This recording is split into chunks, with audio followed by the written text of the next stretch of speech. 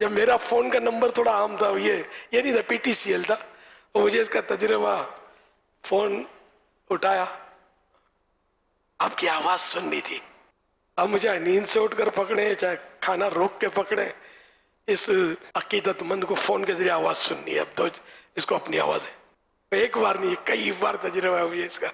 اچھا، پھر جس کو دیکھو آپ سے ضروری بات کرنی ہے، تھوڑا ٹائم دیتے ہیں، آپ ملاقات کرنی ہے، آپ سے آپ کی زیارت کرنی ہے، نہیں ملاقات گننی ہے. کہتے اچھا کب آؤں، آپ سے ملاقات کرنی ہے، بچے کو ملوانا ہے آپ سے. اب یہ کہ اب میں دعوت اسلامی کو سنبھالوں، اپنا گھر چلاؤں، کہ ان دیوانوں کو سنبھالوں. جب ملاقاتیں بھی کرتا تھا میں، پہلے وہ ٹوکن سسٹم اور یہ نہیں تھا، تو اتنا اس پہ بھی آتے تھے میرے پاس، آپ سے الگ سے ملاقات کرنی ہے.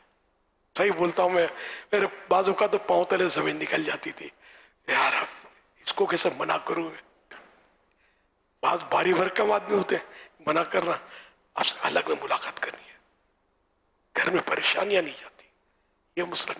اچھا، ایک آیا میرے پاس لائن میں لگ کے ملاقات کے لیے، میں فلاں کسی کا حوالہ دیا، فلاں کے اس سے آیا تھا، الگ میں آپ کو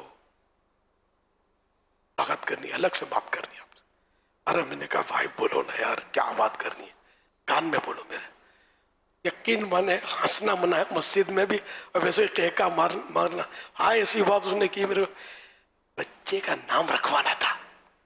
ارے میں نے کہا تیرا بھلا ہو یار، اس کے لیے کوئی پرائیویٹ ٹائم دینا ضروری ہے، کوئی الگ سے ملاقات اور مل کے بیٹھے اور نام بتاؤ میں.